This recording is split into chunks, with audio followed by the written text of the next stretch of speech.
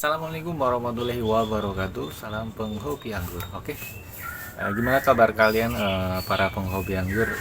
Pasti kalian sehat semua kan? Alhamdulillah yang di sini juga sehat. Semoga yang di sana juga sama-sama sehat. Oke, untuk pagi ini karena nggak ada pertanyaan untuk membuat video apa, kali ini mungkin kita review aja ya. Mungkin di pohon anggur kita yang di sini udah sebesar apa, perkembangan seperti apa, biar update-nya tuh setiap harinya tuh bisa ada perkembangan, bisa kalian pantau dari pupuk ataupun perawatan yang saya berikan itu membuahkan hasil yang seperti apa gitu.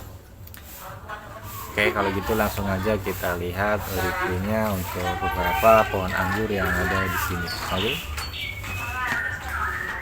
Pertama untuk Jupiter ya, untuk Jupiter masih fase vegetatif dan semuanya udah pertumbuhannya udah merata, tinggal pembesaran batang saja.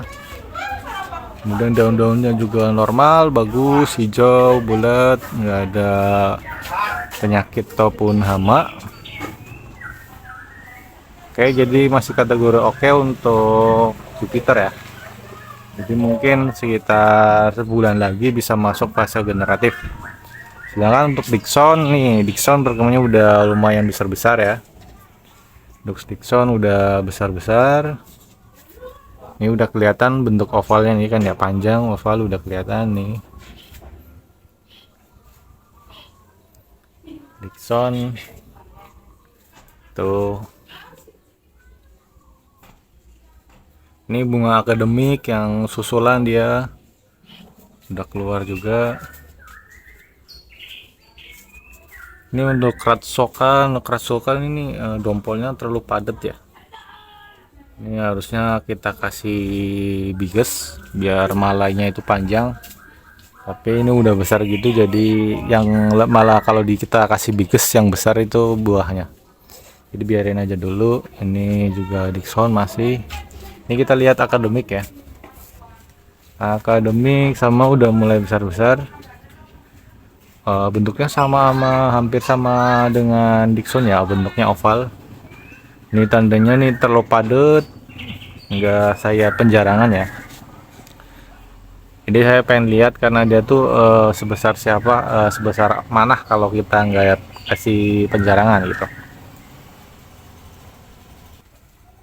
Kemudian untuk nih Tamaki yang di tabula pot nih udah selesai penyerbukan, sudah bentuk peri. Ini juga sama nih, bahkan ini udah mulai besar-besar. Jadi nanti ini tuh udah siap masuk pemupukan yang pertama ya. Jadi kita gunakan pupuk generatifnya itu kita gunakan MPK Grower dengan dosis sedang dulu, nanti bertahap sampai semuanya besar. Oke, kalau gitu coba kita lihat yang di luar. Yang di luar untuk Everest masih fase vegetatif, sama dengan Dino juga sama vegetatif. Ini kalau Taldun ini udah kuning ya.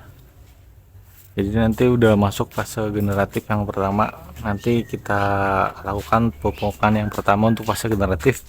Pupuknya apa aja nanti kita spill aja, oke? Ini udah kita siap ditabuahkan. Kenapa? Karena untuk metode pembuahan Taldun itu selain longspur itu tersirnya itu harus muda ya, hijau ya. Jadi nggak berbentuk tua mengkayu seperti yang lain. Justru malah Taldun itu harus hijau ya, harus baru bisa berbuah. Jadi karena nih batang bawahnya udah menguning, serta tunas air udah saya buangin. Nih tunas air udah saya semua buangin. Tunas air udah saya buangin, tinggal masuk pupuk generatif yang pertama ya.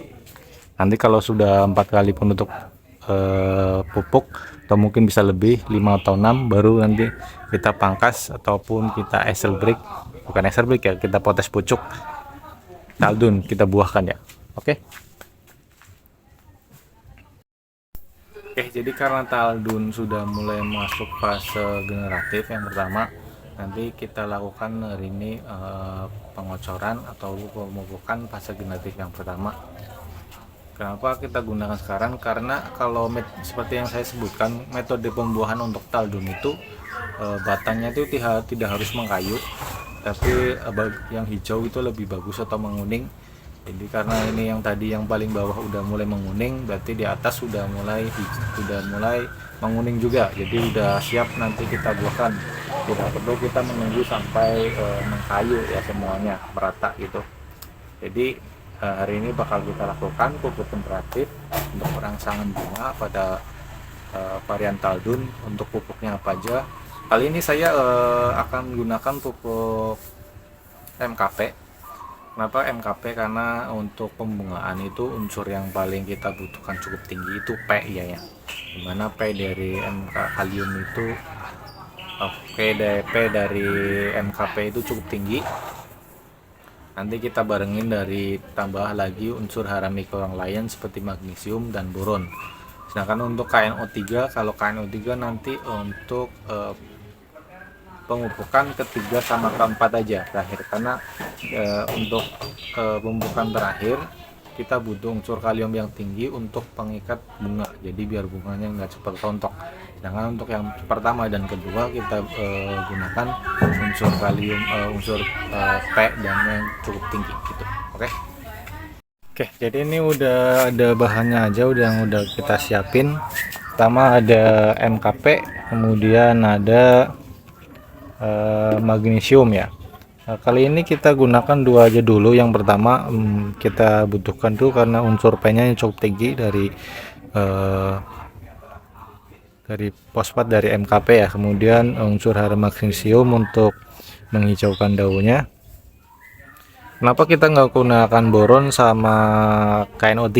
Bisa aja kalian bisa langsung gunakan KNO3, MKP sama boron untuk fase perangsangan bunga, itu juga bagus. Nah, saja di sini saya untuk menghiasati untuk mengurangi penggunaan KNO3 ya. Karena nanti kita bakal butuh banyak KNO3 di saat pembesaran buah. Jadi untuk KNO3 saya gunakan nanti di fase 3 sama 4 aja ya. Jadi yang pertama sama kedua kita gunakan MKP dengan unsur hara mikro tambahan lainnya gitu aja. Jadi kalau yang lain pengen KNO3, MKP sama boron nggak apa-apa, nggak masalah, itu juga bagus semua. Tapi saya hanya mensiasati untuk penggunaan KNO3 tidak berlebihan. Oke, itu langsung aja kita campur untuk dosisnya apa aja. Seperti biasa untuk MKP dan magnesium karena unsur hara makro dan mikro kita larutkan secara berpisah. Oke. Untuk MKP-nya kita gunakan 1 sendok besar ya, karena ini 1 sendok kecil, mau kita gunakan 2 sendok kecil.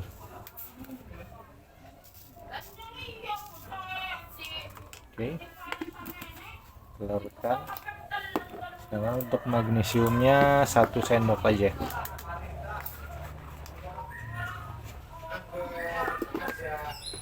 Oke, begitu kita larutkan semuanya, kita aduk.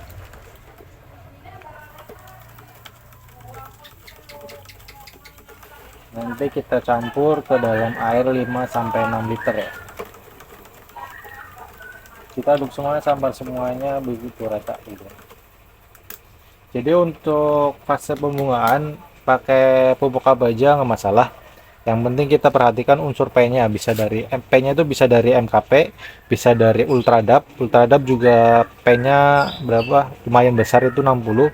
Itu bagus juga, tinggal nanti ditambah unsur hara mikro yang lainnya seperti magnesium ataupun boron, kalsium atau yang lainnya gitu. Kalaupun memang adanya KNO3 sama MKP ya udah nggak apa-apa, langsung pakai itu aja. Jadi fungsional aja sesuai kebutuhan. Kalau di saya emang biasanya kayak gini karena mengurangi penggunaan KNO3, nanti kita bakal gunain lebih banyak di fase pembesaran buah gitu. Jadi biar buahnya itu cepat besar dan juga cepat matang, dan manisnya juga lumayan bagus, lumayan enak gitu. Karena ketika pembuahan besar, pematangan itu butuh unsur kalium yang cukup tinggi yang ada di KNO3. Jadi biar buahnya cepat matang dan juga rasanya sangat manis gitu. Meski kita ketahui setiap anggur punya standar Brix atau kemanisannya, tapi kalau kita nggak bantu dengan unsur kalium, ya manisnya bakal di bawah standarnya gitu.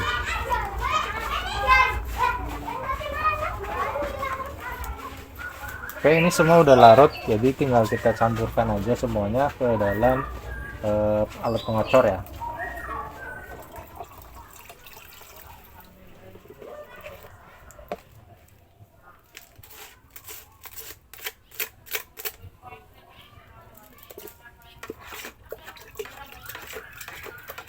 Kalau gitu kita aduk semuanya biar semuanya merata.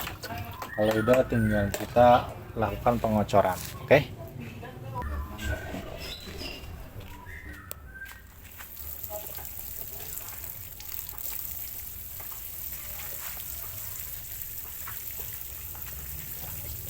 Kita tahu ya, iya. Tahu ya, iya. Iya. Iya. Tutup. Oh, itu.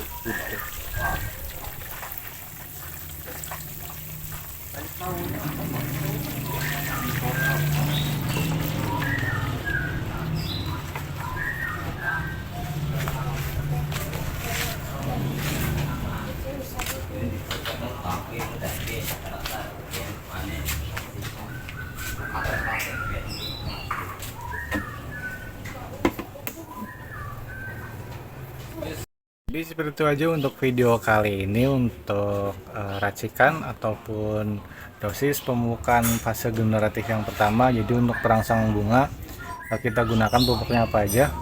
Jadi yang seperti hal yang saya sebutkan bahwa unsur yang paling penting pada saat proses pembungaan yaitu unsur P dan kemudian disusul dengan unsur K. Di mana P-nya itu berfungsi untuk perangsang pembungaan penutupan bunga, sedangkan untuk kalium yaitu untuk pengikat bunga biar tidak cepat rontok. Oke, itu aja makanya saya gunakan MKP ya untuk. Jadi yang lain misalnya bisa gunakan Ultradap karena unsur P-nya tinggi ataupun juga misal langsung gunakan KNO3 sama MKP. Oke. Oke, sekian aja untuk video kali ini. Semoga video ini bermanfaat. Semoga sehat selalu dan see you.